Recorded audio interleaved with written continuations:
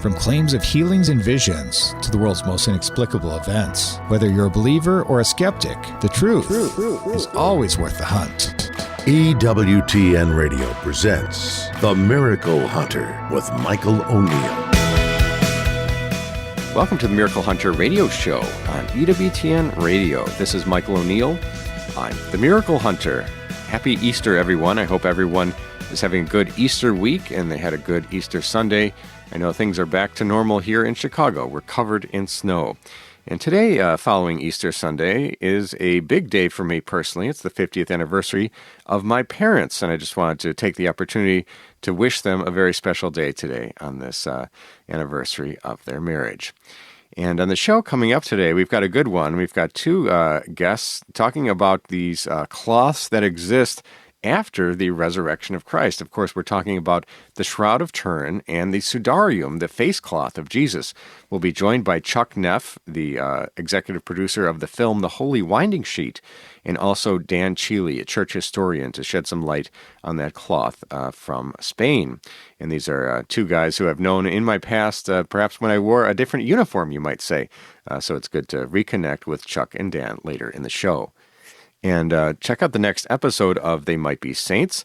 Rhoda Wise in Canton, Ohio. Rhoda Wise was known as a mystic with many spiritual gifts and healing miracles, one of them being experienced by Rita Rizzo, the future Mother Angelica. I'll be relating her remarkable story, and that's on Wednesday, April 10th at 9 a.m. Eastern Time. And check out a new episode of my series, Explore with the Miracle Hunter, tonight. On Saturday the 6th at 6 p.m. Eastern Time, we've got Explore Kildare. I'll be exploring the life of Ireland's most famous female saint, St. Bridget of Kildare, who was renowned as a miracle worker. So check that one out. You can go to explorewiththemiraclehunter.com for more information on that. Later in the show, we're going to be looking at the 365 Days with Mary project. For today's day, we've got Mother Thrice Admirable from Ingolstadt in Germany in the year 1604. The might-be saint of the day is Blessed Maria Karlowska, who lived from 1865 to 1935 in Poland. And the question of the week, why was the Guadalupe image retouched? That's a hard one. I'm going to do my best to try to answer that one later in the program. Let's take a look at the miracle news. We do this every week where we talk about the miracles happening around the world and those things that relate to miracles. And perhaps this isn't a true miracle story, but when we talk about modern miracle-working saints, perhaps Padre Pio is the greatest in history, the Italian Capuchin who is known to bear the wounds of Christ and bilocate and levitate and some incredible healing miracles through his intercession. And one of the things that many people don't know about Padre Pio is one of the aspects of his ministry is that he had a voluminous correspondence with people around the world. He wrote thousands and thousands of letters to people, imparting their encouragement, fatherly corrections, common sense spirituality, and of course, he had this intense personal relationship with Christ, and he shared that in those letters. And what's very interesting or exciting, you might say, is that there's this new project that's coming to us from the St. Padre Pio Foundation that it has released this epistolary. It's a collection of 365 letters written by St. Pio, known as Padre Pio, of course, to his spiritual directors and students. And a dedicated page on the Foundation's website includes a sign-up form available at stpiofoundation.org/St. Pio's Epistolary for receiving a weekly PDF with 7 letters, one for each day of the given week. And the first batch of letters was sent out earlier this year in this foundation, which is based in New York.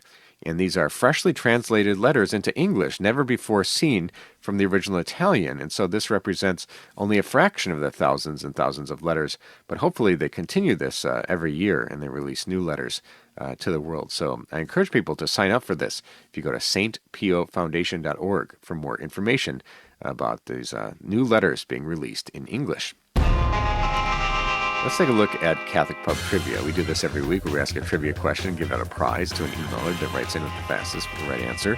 People who know me know I love pub trivia. You might find me on a bar on a random night playing pub trivia, but this is Catholic Pub Trivia. And people who write in with the fastest answer is going to win that prize, the image of the faces of Mary. And we're talking today about the view of Christ's Passion. This was last week. We were talking last week about the medical view of Christ's Passion. And the question is, what was the name used to describe the burial cloth of Christ before it was known as the Shroud of Turin? And the answer to that is it was called the Holy Winding Sheet. And that leads in perfect segue into today's interview with Chuck Neff.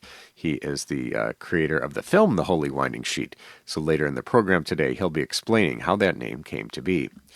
Now, the question for this week, we're talking with Dan Chile about the Sudarium in Spain. That's the face cloth that was found in the tomb with Jesus after his death. And the question is, what Spanish city is said to be the holding place of the cup of Christ, the Holy Grail? So, of course, there are a couple of competing cups that are being considered to be the true cup of Christ, and maybe none of them really are. But there's a famous one in a Spanish city, and we're looking for the name of the Spanish city that is said to hold at least one of the candidates for the Holy Grail. And if you think you know that answer, want to win the prize, the image of the faces of Mary, send me an email to questions@miraclehunter.com, and maybe you'll be the respondent with the right answer the fastest, and the answers and winners will be posted on the show page on miraclehunter.com. We need to take a short break, but when we come back, we're going to be talking with Chuck Neff, the executive producer of the film The Holy Winding Sheet, about the Shroud of Turin. Stay with us for that.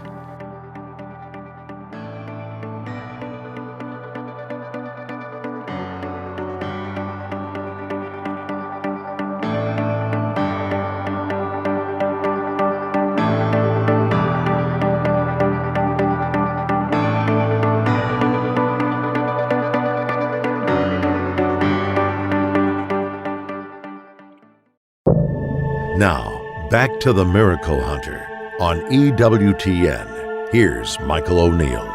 Welcome back. You're listening to the Miracle Hunter radio show on EWTN Radio. This is Michael O'Neill.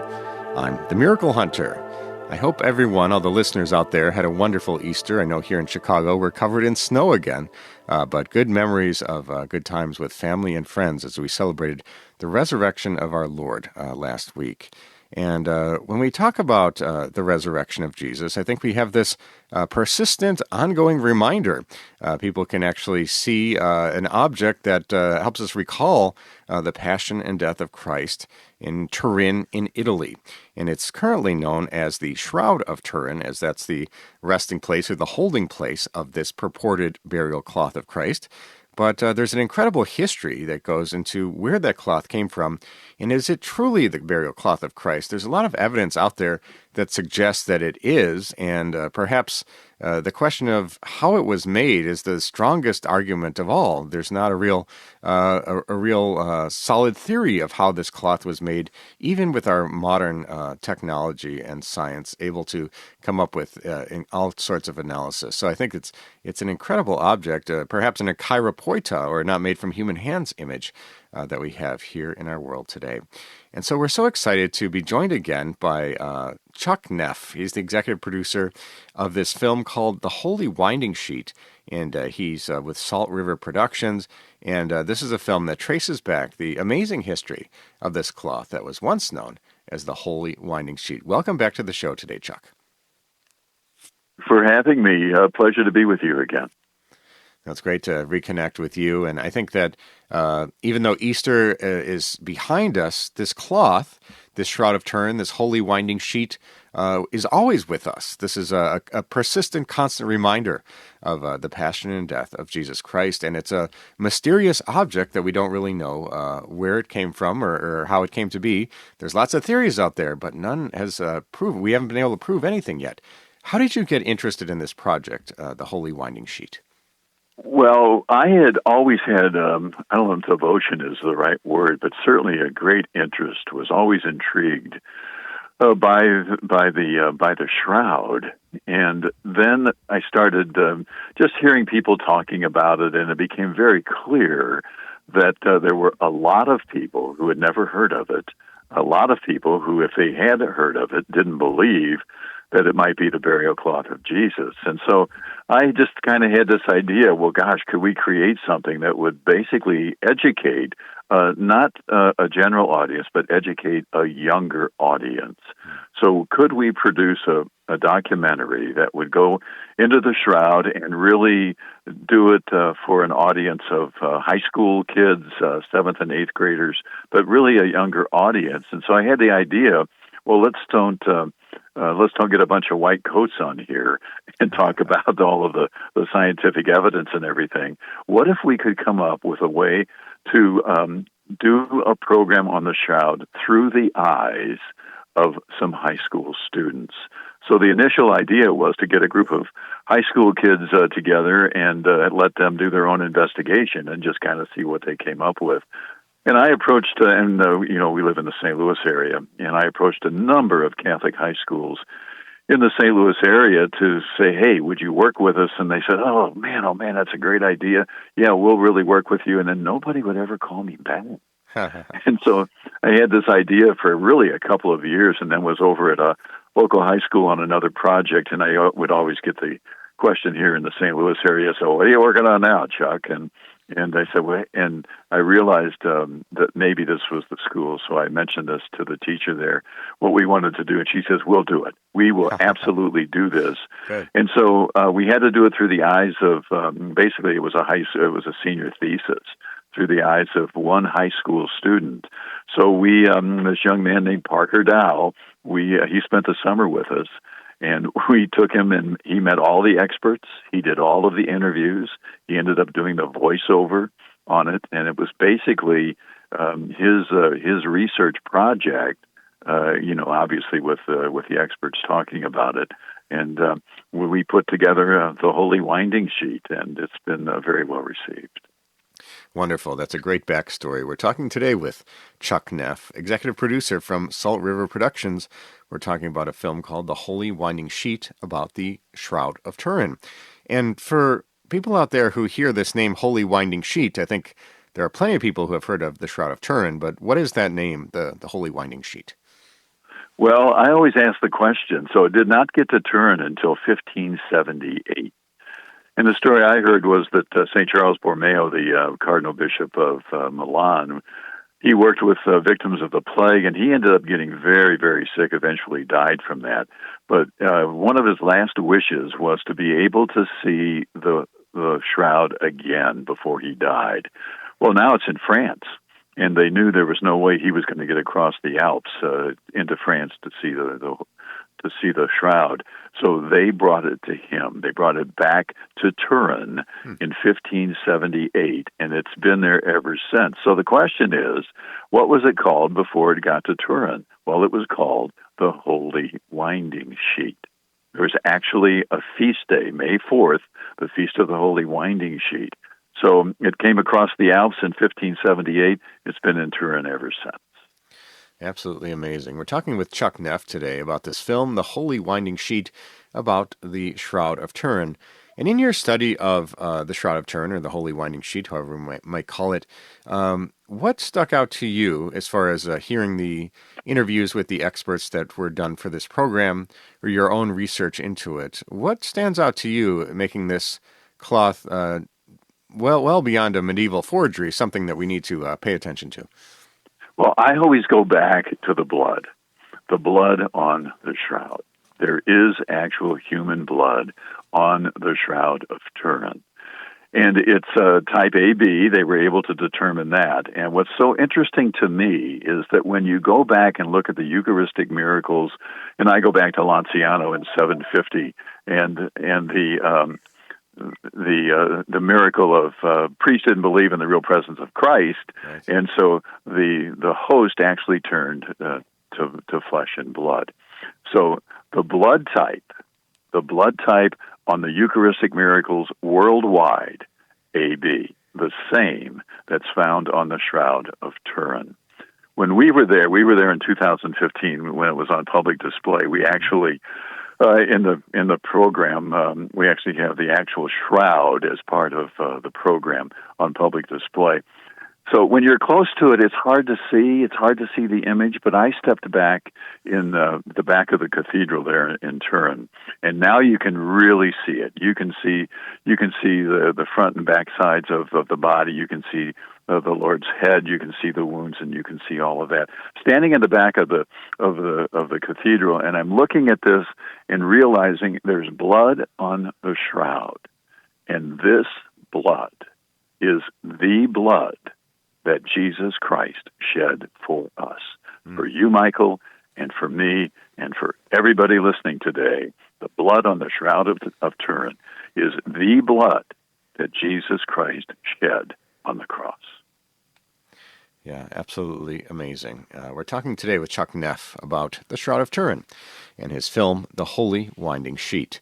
And I think that with the shroud, there's any number of things from a medical or scientific perspective that are fascinating, related to the pollen, perhaps, which traces all over through France and the Holy Land, or the fact that the linen has been recently identified as being without doubt from the Holy Land as its origin. So there's any number of things related to the anatomy and the depiction of the body and the blood flow and all these things. And it seems when you add all those things up, it seems like it's a believable type of thing. But of course, we run into the carbon-14 testing from 1988. Talk a little bit about that testing, Chuck, and what that's done for sort of the belief in the shroud as this authentic shroud of Christ. Yeah, well, I always say, why wouldn't you want to believe in this, first of all? But anyway, so let me see if I can paint the picture. So if you look at the shroud, and most of your audience will have seen it when it's kind of horizontal, and the sample that was used in the carbon dating was taken from the very upper left-hand corner. Now, there are artist depictions of the shroud, and it was put on public display a lot in Turin, and the people would hold it up in the corners so people could see it. And so the sample was taken from the very upper left-hand corner as you're looking at it. And what they think happened was that because it got worn, there was a reweave. So there were some sisters back in the Middle Ages who basically went in and they believe reweaved that part of the shroud. So the carbon dating may be accurate in terms of the piece they actually took from the shroud. The experts will tell you this is the worst place they could have taken any sample to carbon date. So there's a lot of questions about that the sample was not taken from that. They'd like to test it again and get a better sample.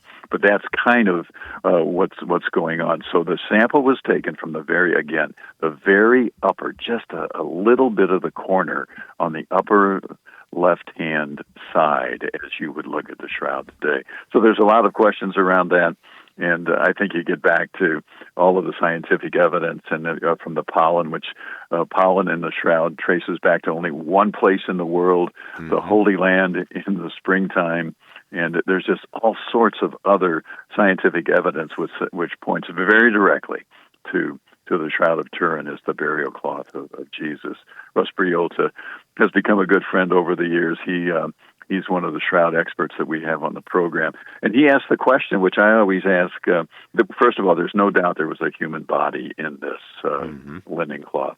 So if it's not the burial cloth of Jesus, what is it? And if the man in the shroud is not Jesus, who is it?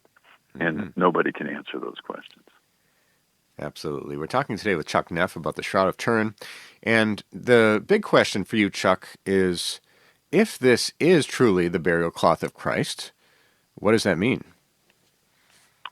Well, it means, the Lord is risen. Hallelujah. That's what we're celebrating. That's just another. It's a witness to the resurrection of Jesus Christ. And for all of us who believe in the Lord, for all of us who believe and trust in the teachings of the Catholic Church, the Shroud of Turin is just another gospel of what happened. Everything on the shroud points. It's in every gospel. The wounds, the scourging, the crown of thorns, everything we read in the Gospels is seen on this piece of linen. Absolutely amazing. And for people who want to find out more about you, Chuck, and your Salt River Productions and maybe your future projects, what's the best place where people can find out more? Well, they could just go to Salt River Productions and saltriverproductions.com. And to watch this program, the Holy Winding Sheet. The Holy Winding Sheet. If somebody wants to watch it, just go do an internet search and put in the Holy Winding Sheet, and it should bring up a YouTube link to EWTN, and it's 48 minutes long, and you can look at it there. You can probably download it as well. And if that doesn't work, Michael, let everybody get a hold of you and give them my contact information, and I'll send them copies. Sounds great. Well, we're so grateful to you, Chuck Neff, for putting together this fascinating film, The Holy Winding Sheet, about the Shroud of Turin, and for joining us on today's program. Well, Michael, a pleasure to talk with you again, and thanks. I'm flattered you would ask, and it's my pleasure to be with you and all of your listeners today. God bless. And that was Chuck Neff, executive producer of Salt River Productions, talking to us about his film, The Holy Winding Sheet. As he mentioned, you can just Google that one, and you'll get a YouTube link, and you'll be able to watch that on your own to check out that film about the Shroud of Turin. We need to take a short break, but when we come back, we're going to be looking at the question of the week. Stay with us for that.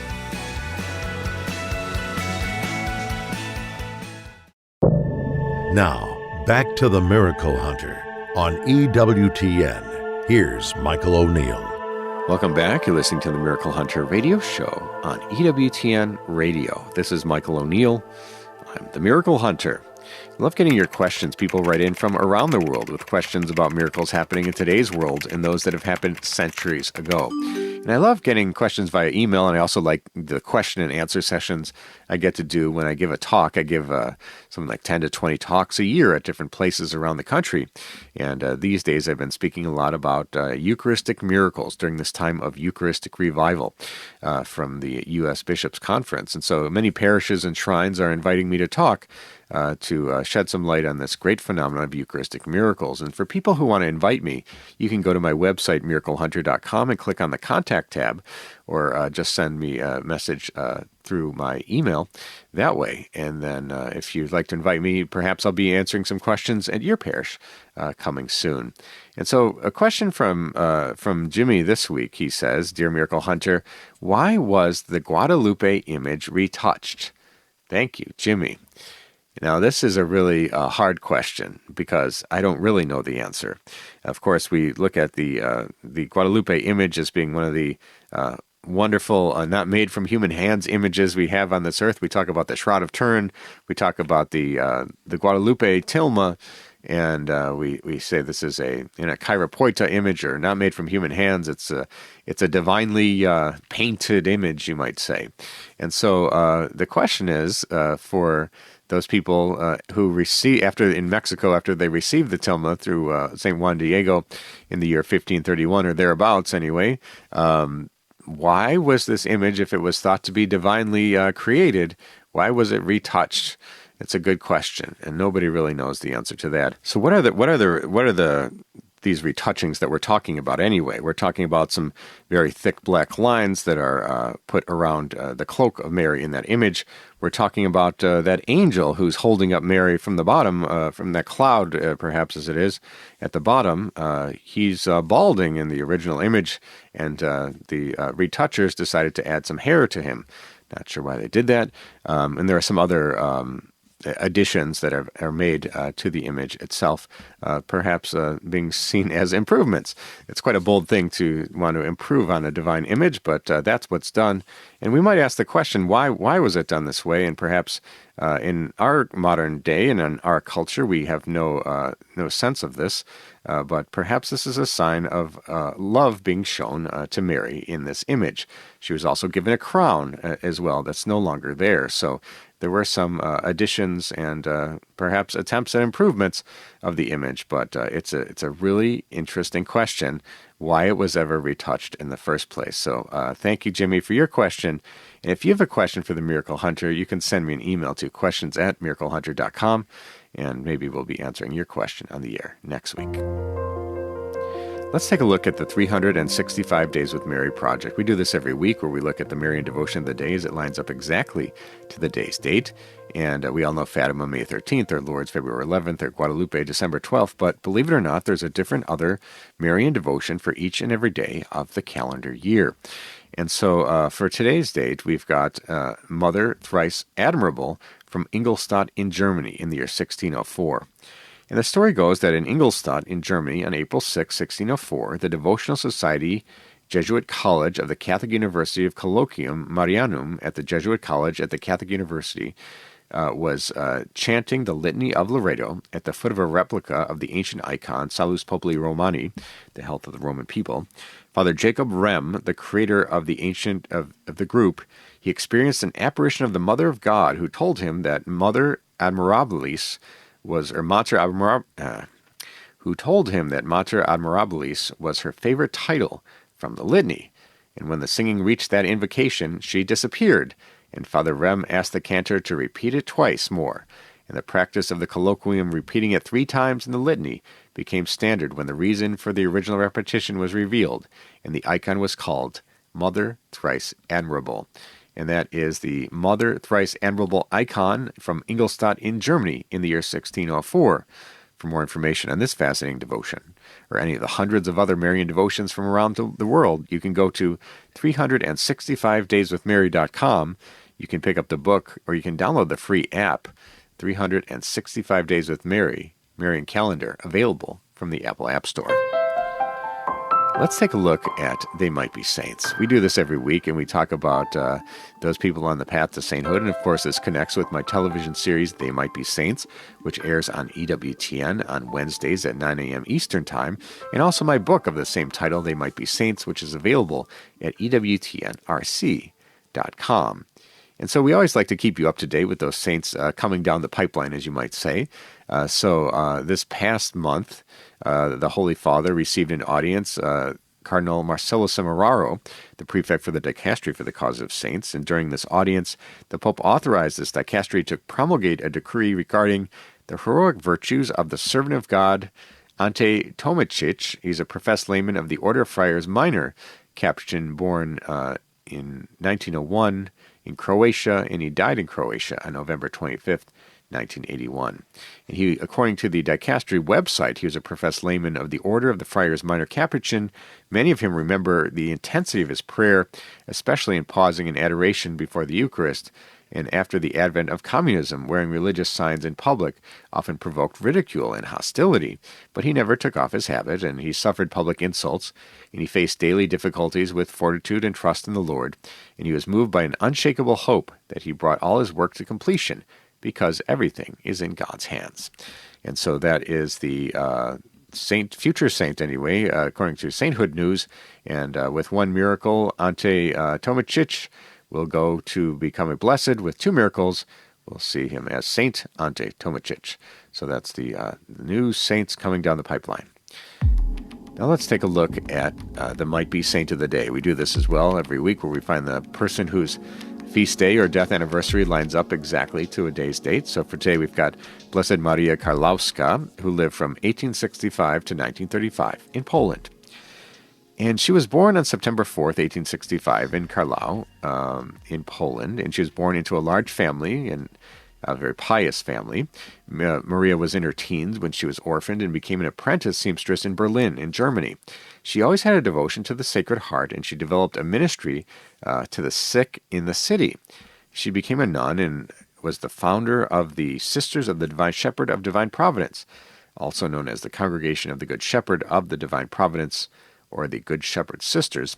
And on September 8th, the sister of 1896, the sisters worked for the moral and social rehabilitation of people in that city, care for those suffering from venereal diseases, and she worked mainly in Plock, in Pomerania, which is part of Poland, as well as Lublin and other cities there in Poland. Maria died on March 24th, 1935, in Poland of natural causes. She was declared venerable by Pope John Paul II in a decree of heroic virtue on July 11th, 1995, and by the same Pope John Paul II, she was beatified on June 6th, 1997. With one more miracle, Blessed Maria Karlowska will go on to become Saint Maria Karlowska. And for more information on They Might Be Saints, you can go to theymightbesaints.com to find out about any of these saints on their way, as well as new episodes airing on EWTN coming up on the 10th of April at 9 a.m. Eastern Time. They Might Be Saints. Rhoda Wise is coming up. In Canton, Ohio, Rhoda Wise was well known as a mystic with many spiritual gifts and healing miracles, one of them experienced by Rita Rizzo, the future Mother Angelica. And I'll be relating her remarkable story. So check that one out. They Might Be Saints on Wednesday, April 10th at 9 a.m. Eastern Time. We need to take a short break, but when we come back, we're going to be talking with church historian Dan Cheely about the Sudarium of Oviedo. Stay with us for that.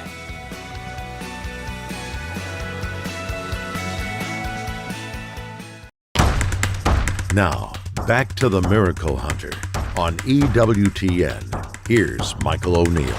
Welcome back. You're listening to the Miracle Hunter radio show on EWTN Radio. This is Michael O'Neill. I'm the Miracle Hunter. We talked earlier on this program about the Shroud of Turin, the purported burial cloth of Christ. Of course, all the evidence points to that being the true burial cloth of Christ. But there's another piece of evidence out there, or at least a piece of cloth, that supplies its own evidence that might show that the shroud is in fact that authentic cloth that we're all thinking and hoping it might be. And that object we're talking about is the Sudarium of Oviedo. It's a piece of cloth that's about 30 by 20 inches, and it's kept in this church in Spain. And it's thought that this was the cloth that was wrapped around the head of Jesus after he died, as described in John chapter 20. So I think that it's fascinating because we might see some correspondence between the two cloths, and if they do match up, being countries away, wouldn't that be interesting? Wouldn't that lend something to the push for authenticity when we talk about these two amazing relics? Well, we're so excited today to be joined again by church historian Dan Cheely. He's one of our favorite guests, joining us on this show to shed some light on the Sudarium of Oviedo. Welcome back to the program today, Dan. It's always good to be with you, Michael. Yeah, happy Easter, Dan. And of course, same to you. After Easter and for always, we have these relics to think about. We have Easter behind us in some way, or we're in the middle of Eastertide, you might say. But we have the Shroud of Turin. We have this object called the Sudarium of Oviedo that people can go to see, actually, or they know where it is, I should say, at the very least. But most people know the name the Shroud of Turin, but they don't know the Sudarium. What is this object? Well, this is a cloth. It's a linen cloth made in the kind of the characteristic weave that they used, back in the first century. It's different from the Shroud of Turin in that it's, first of all, much smaller. Second of all, it is unlike the shroud, which has these very strange impressions on it, formed in the nature of almost like burn marks that form like that when taken in a negative, they have a quality of a photographic negative. This has no image like that on it. It is kind of an unlikely relic when you think about it, because although it is a very primitive, although well done, piece of linen, it is it's basically got blood and bodily fluids on it. It doesn't have the kind of the projection of a face as such on it.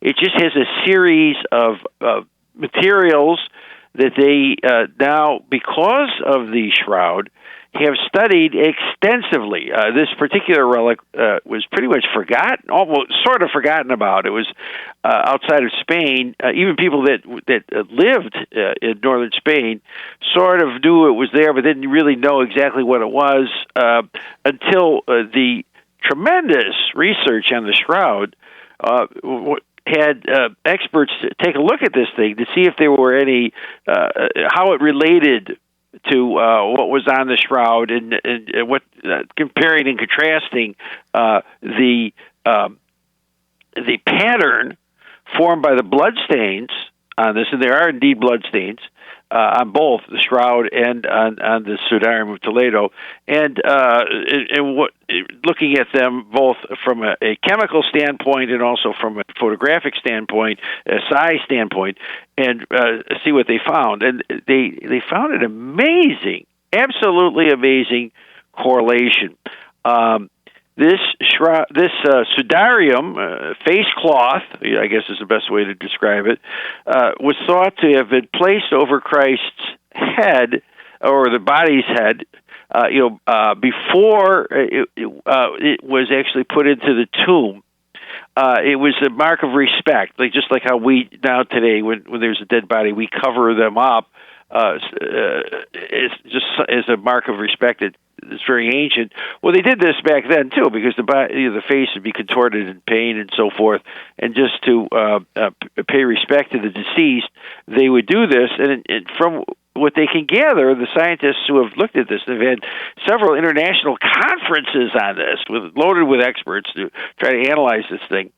They find lung fluid in there, which is completely consistent with the idea that whoever was covered by this thing had asphyxiated, and his lungs filled up with fluid because he couldn't breathe, and also blood.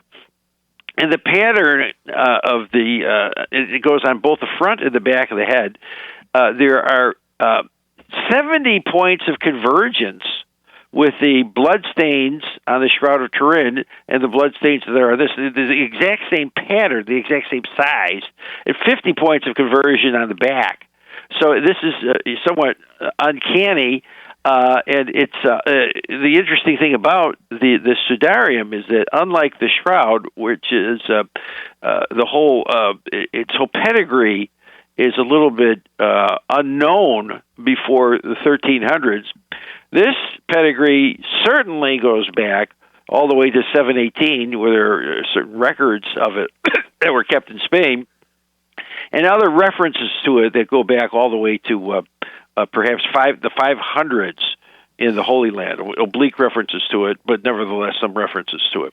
And that's what I wanted to ask you a little bit about this, the provenance of this image, the chain of custody. Has there been a tradition dating all the way back to the 600s or even earlier that this specific cloth is in fact this Sudarium, or this sweat cloth of Christ?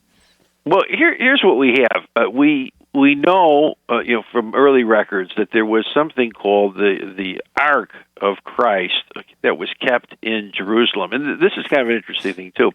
Remember from history that the first bishops of Jerusalem, for a while, what they did for both the first and second bishops of Jerusalem, were people who were from the blood family of Jesus Christ. Okay, they were James, the cousin of our Lord, called in the Bible the brother of the Lord.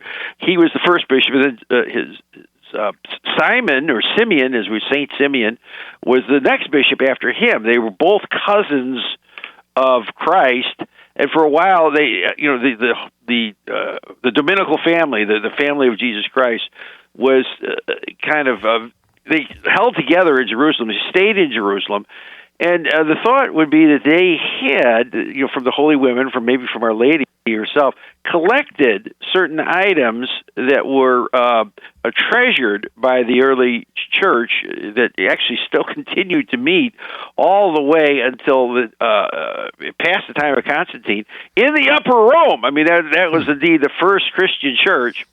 And these treasures, these memorabilia of Christ, were kept. Justin Martyr refers to things that were tables and chairs that were made by Jesus Christ that were treasured and kept in families in Galilee. Now, those are gone. Okay, nobody claims that they're around. But interestingly enough, the shroud itself was probably sent to this city of Edessa at the request of King Abgar, who had heard of Christ and wanted to be healed by Christ. He was asking Christ for healing. And as the story goes, the Thaddeus, either the apostle Thaddeus or a disciple with the same name, brought this image of Christ, this miraculous image, to Abgar, and Abgar was cured. Okay, so that probably ended up was probably the shroud that got separated from the memorabilia, but the face cloth remained, and it remained until the 600s, when there was an absolutely horrific defeat of the Byzantines by the Persian Empire. The Persians were extremely antagonistic to the religion of the Byzantines, and they sacked and destroyed. Actually, they destroyed more churches and ancient shrines than the Muslims did. And out of refugees safely, brought the Holy Ark containing a number of these items, including the face cloth of Jesus Christ, first to Egypt, then across North Africa, and trying to get away from the invading hordes, where they would be safe and sound, to Spain, where apparently it remains to this day. Yeah, absolutely amazing. We're talking today with Dan Cheely, church historian, about the Sudarium of Oviedo, this mysterious face cloth or sweat cloth that's found that is said to correspond with the Shroud of Turin.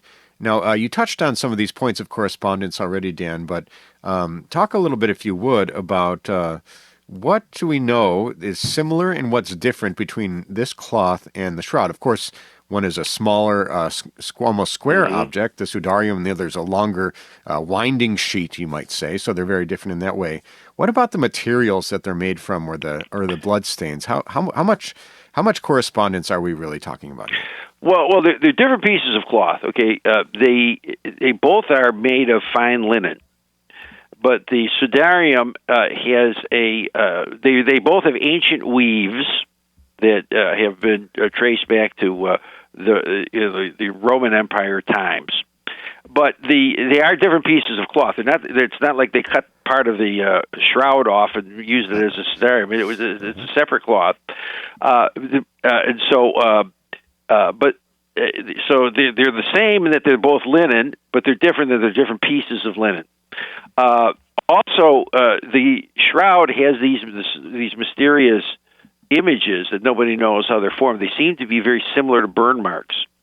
And the Sudarium does not have that kind of an image on it. It just has blood and water and edemic stains that are on it. Now, these stains, though, that are on it, I mean, in a way, it's not. It certainly would never pass muster in a puritanical environment. It's bodily. It's blood and bodily fluids that are on this thing, but they correspond to perfectly to where the nostrils would be, to where the mouth is, across the head. So in a certain sense, even though you don't have this mysterious image that you have on the shroud, you have what would have come from a head of that exact shape and size, and the wounds of the same dimension on these two separate, independent pieces of linen. Yeah, truly amazing. And I think that if they ever do open up the Shroud of Turin for further study, of course, following that 1988 carbon-14 testing, I think the church has felt a little burned by opening that up to testing. But if they do, again, if Pope Francis ever authorized this, or the next Pope did, it seems that the Sudarium would be another object to test at the exact same time to continue this correspondence. Well, here's the thing. Carbon-14, we now see that was the gold standard, so to speak, back for a while. Okay, but we've come a long way scientifically since then. It's sort of like maybe a dowsing stick was something good for finding underground materials 200 years ago, but we've come a long way since then. We got a lot better things than dowsing sticks now to find, buried metal or whatever it might be. And they now know that because it is a carbon test, if there is a infusion of carbon, for example, caused by a fire, it's going to screw up the test something royally. And that, they've even found mummies that we know exactly who the person is in the mummy, because the mummies were provided with documentation that was inside the mummy cases and so forth, who they are, and talking about the period, the pharaoh that was ruling and so on and so forth. And meanwhile, carbon-14 tests date the linen that's surrounding the mummy to 1,000 years later. So but all of those had been contaminated by the carbon infusions, and both the Oviedo Sudarium had been involved during the uprisings during the Spanish Civil War and preceding that, and church burnings and so forth, where there would have been a large amount of carbon and smoke deposited in the area.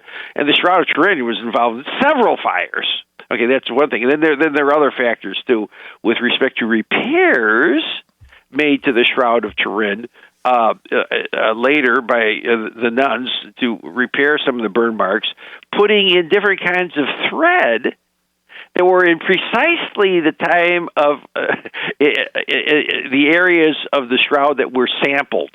So there's rather, I think, something that's even more interesting is pollen tests that have been done on both of these items, these relics. Now, from forensic studies for trying to place people on the scene of the crime and so forth, they're able to analyze small elements of pollen that are on cloth materials to tell where exactly this cloth has been. And very interestingly enough, each of these cloths have a very interesting pedigree shown by the pollen tests that have been done on both of them, by especially Dr. Max Frey, Frei. They found items that were only found in Palestine on both of those, and very thorny items, I might add, as well. Okay, and meanwhile, on the shroud, they find things that also are traced to the area of Turkey, Edessa, where it was for hundreds of years, then Constantinople, and finally France. Well, none of those, except for the spiky, thorny pollen items, are on the Sudarium of Toledo, but they also find on Toledo the Sudarium of Oviedo. They also find on the Sudarium North African pollens and Spanish pollen. So, it's interesting. There is evidence that this thing at some time was in an area where plants that only grow in the Holy Land are on this thing. And also the history that was written down about this, probably in about the 1000s, it seems to be borne out by the pollen count. Absolutely, and it's something that's completely unfakeable. The people at the time would have had no idea. Have no idea. So a hoax is completely impossible at that point. So it's absolutely amazing, this Sudarium of Oviedo and its correspondence with the Shroud of Turin. It certainly is eye-opening, and I hope that the studies continue on this. Well, we're so grateful to you, Dan Cheely, church historian, for talking to us about this remarkable, mysterious cloth, the Sudarium, and also about a little bit about the Shroud of Turin as well, and piecing those two together. And when you look at these things, Dan, what does it do for your faith to see such things that science can validate in some ways? Well, what it does, it shows me that there's something here that is outside of this world. First of all, there's the mythology that the communists and others have wanted to say, well, we don't really know that Jesus ever existed, that he was just a myth, that all these stories are just stories made to invent a kind of divine Paul Bunyan type figure that people could that we can control people with. Well, guess what? Okay, that is pure propaganda. But this knocks that into a cocked hat. Okay, Jesus. There really was a Jesus Christ, and it looks like his execution was exactly as described in the New Testament. Secondly, Jesus was something far more than a mere man. the phenomena that attach to these very mysterious items, have to come from a source that's beyond this world that we don't know. Similarly, there's other things like this, like the image of Guadalupe, for example, is also in this category. There are things that are beyond the material that nevertheless impact upon our material world. And I think what it does is it points. It's sort of like a steeple. It points upward. And I think that's encouraging to all of us during this Easter season. Absolutely. Well, thank you so much, Dan Cheely, for joining us on today's program and for talking to us about some of these mysteries of our faith, including the Sudarium of Oviedo. Thank you so much for joining us on today's program. Glad to be with you. God bless. That was Dan Cheely, church historian, talking to us about this incredible Shroud of Turin and the Sudarium of Oviedo. And that's all the time we have for today's show. If you missed any of this episode or want to catch up on past episodes, you can go to EWTN.com/radio, check out the audio archives, or download the free EWTN app. I'd like to thank our guest today, Chuck Neff, talking to us about the Holy Winding Sheet, and church historian Dan Cheely, talking to us about the Sudarium of Oviedo. Check out my next episode of Explore with the Miracle Hunter. Tonight, I travel to Kildare. It'll be an exploration of the life of Ireland's most famous female saint, St. Bridget of Kildare, who was renowned as a miracle worker. That's tonight at 6 p.m. Eastern Time. And I'd like to thank you for joining me today on Miracle Hunter, where from claims of healings and visions to the world's most inexplicable events, whether you're a believer or a skeptic, the truth is always worth the hunt. Talk to you next week.